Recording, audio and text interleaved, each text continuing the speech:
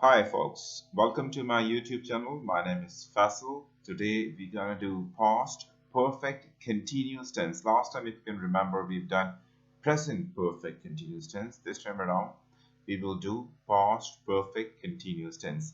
Fail माजी मुकम्मल जारी. ये टेंस ऐसे कामों के लिए इस्तेमाल होता है जो ज़माना माजी में किसी मुकर्ररा वक्त या मुद्दत से जारी रहे थे.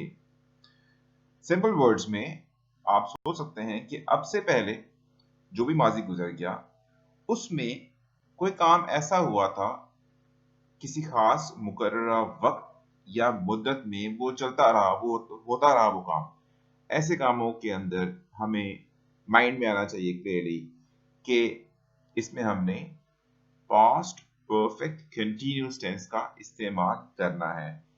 उर्दू फिकरात के आखिर में, उर्दू जुमलों के आखिर में ता रहा था, ती रही थी, दे रहे थे, लेकिन इसके जुमले के आखिर में भी पास्ट कंटिन्यूअस की तरह रहा था, रही थी, रहे थे आ सकता है. हाँ, एक चीज बहुत जरूरी है, इस टेंस में जरूरी है कि वक्त का जिक्र आएगा. जिस टेंस में, जिस जुमले में वक्त का जिक्र नहीं है, उस जुमले में इस टेंस के इस्तेमाल का कोई कोई भी ताल्लुक नहीं है. मतलब कि कोई भी किसी भी तरह जिस जुमले में अगर वक्त का मुकर्ररा वक्त का जिक्र नहीं आ रहा, इसका मतलब है कि इसमें हम पास्ट परफेक्ट कंटीन्यूअस टेंस नहीं यूज करेंगे. हम हमेशा तभी करेंगे जब उसमें वक्त का जिक्र होगा. फॉर्मेशन देख लेते हैं इसकी. सब्जेक्ट कोई भी हो, he she it I we they you, singular हो, प्लूरल हो, नाउन हो, प्रोनाउन हो. जो हेल्पिंग वर्ब है वो हैड बीन ही आएगा. इसमें हेल्पिंग वर्ब हमेशा हैड बीन ही आएगा.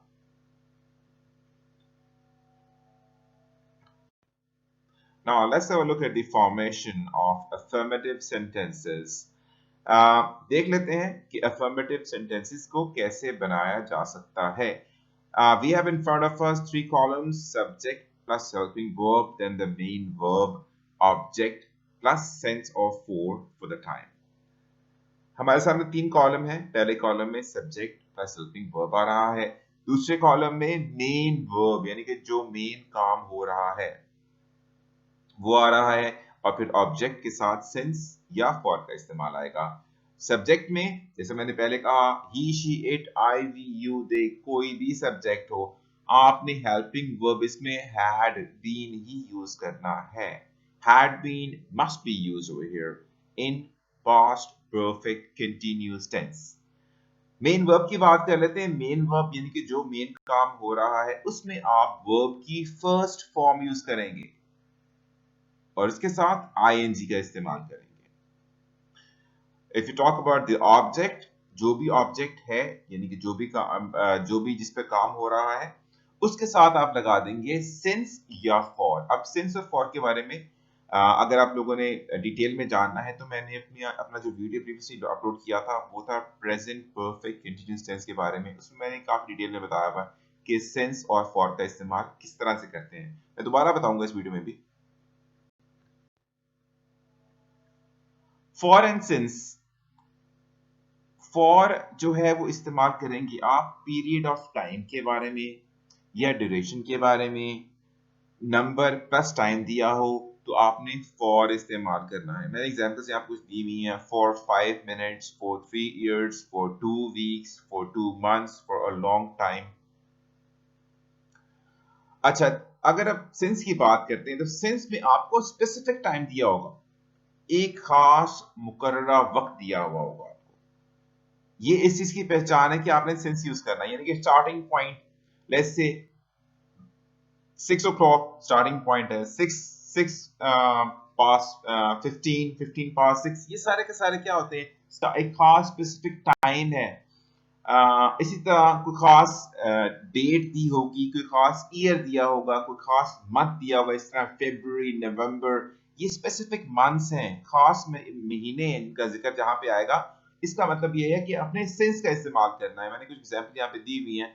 Since 6 o'clock, since Sunday, since 2019, since November, since morning, इस तरह since evening, afternoon, midnight, ये सब क्या है? ये सब स्पेसिफिक टाइम्स हैं। आपके माइंड में क्लियरली होना चाहिए कि स्पेसिफिक टाइम, स्पेसिफिक डेट का मतलब है कि यहाँ सिंस का इस्तेमाल आएगा। और अगर वो स्पेसिफाई नहीं है, जनरली बताया गया है कि for 5 minutes, for 3 years, for 2 weeks, for 2 months, for long time, इसका मतलब है क्या? यहाँ पे आपने फॉर का इस्तेमाल करना है। Let's have a look at a few examples from for and since here. देख लेते हैं कुछ मिसालें for और since की।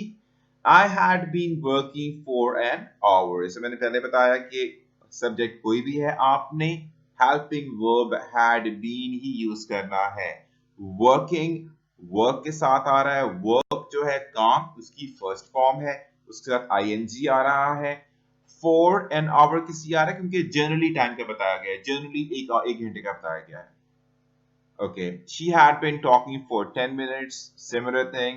They had not been going to school for a week. Similar thing. कोई स्पेसिफिक हफ्ते का मेंशन नहीं है, कोई टाइम एग्जैक्टली मेंशन नहीं, कब की बात है ये, ठीक है। On the other hand, if you look at how we use since, जबकि हम देखते हैं कि हम सिंस का इस्तेमाल कैसे करते हैं, तो you can easily C over here like this first sentence, you had been working since 5 o'clock. Like I said before, whenever the time is specifically mentioned, then you will use since over there.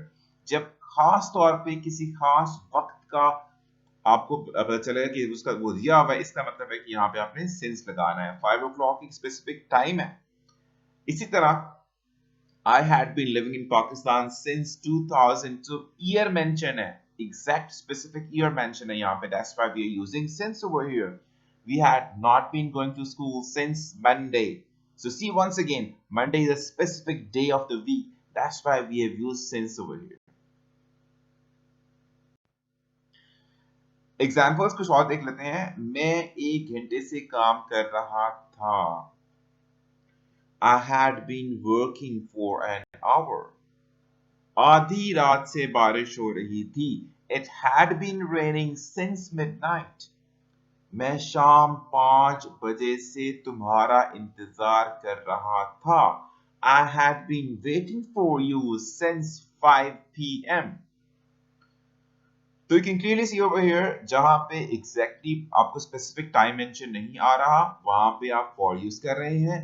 जहां specific time यानी कि midnight आ रहा है, वहां पे आप since use कर रहे हैं। इसी तरह जहां पे specific time 5 p.m. आ रहा है, वहां पे आप since use कर रहे हैं।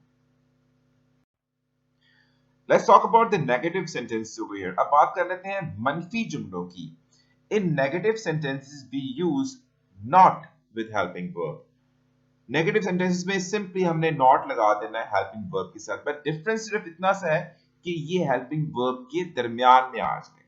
यानी कि हैड बीन हेल्पिंग वर्ब है, तो आप हैड बीन के दरमियान में नॉट लगा देंगे। हैड हैड उनकी हेल्पिंग वर्ब है और बीन उसके साथ आता है in the specific tense. So whenever you make a negative sentence, you will include not in between the helping verb and being. So rule देख लेते हैं, सिंपल सा रूल है, इसमें कोई मुश्किल चीज तो नहीं है। Subject as it is plus helping verb plus not plus been plus first form of verb plus ING, जो कि नॉर्मली हम करते हैं इस सेंस में यूज, प्लस ऑब्जेक्ट के साथ सिंस या फॉर का इस्तेमाल। बस ये है कि आपने खास ख्याल रखना है कि नॉट जब भी आएगा वो हैड और बीन के दरमियान में आएगा, इसके आगे या पीछे नहीं जाना, उससे आपका सारा का सारा जो है वो टेंस का यूजेज खराब हो जाता है। एग्जाम्पल देख लेते हैं। वो 2 दिन से खेल नहीं रहा था। He had not been playing for 2 days. Let's have a look at a few examples in terms of the negative sentences here. वो रात से सो नहीं रहा था। He had not been sleeping since night. वो 1 घंटे से बातें नहीं कर रही थी। She had not been talking for an hour. वो पीर से पढ़ाई नहीं कर रहे थे। They had not been studying since Monday. Now let's have a look at the interrogative sentences of past perfect continuous tense। सवालिया जुमलों की बात कर लेते हैं। सवालिया जुमलों में बहुत ही सिंपल सा है। We use helping verb in the start of sentence before the subject. Subject से पहले हेल्पिंग वर्ब आ जाएगा आपका। जैसे हैड एक हेल्पिंग वर्ब है, ये आपके सेंटेंस में सब्जेक्ट से पहले आ जाएगा, तो वो क्या बन जाएगा? इंटेरोगेटिव सेंटेंस, सवालिया जुमला। सवालिया जुमले में आप सब्जेक्ट को जो है बाद में लेके आते हैं, उससे पहले आप हेल्पिंग वर्ब को ले आते हैं। रूल देख लेते हैं, pretty simple over here। helping verb plus subject plus been with first form of verb plus ing plus object। अब देख लेते हैं एक एग्जांपल इसकी। क्या तुम 8 बजे से सो रहे थे? Had you been sleeping since 8 o'clock? Let's have a look at a few more examples in terms of the interrogative sentence formation over here. क्या 1 घंटे से बारिश हो रही थी? Had it been raining for an hour? क्या तुम रात से टेलीविजन देख रहे थे? Had you been watching TV since night? क्या वो सुबह से रो रही थी? Had she been crying since morning? Thanks very much for watching my YouTube channel. Please feel free to ask any kind of questions if you got regarding this video today, or maybe any of the previous video that we have done previously. So just feel free to ask questions in the comments. I'll be happy, more than happy to get back to you on that. Take care of yourself. Goodbye.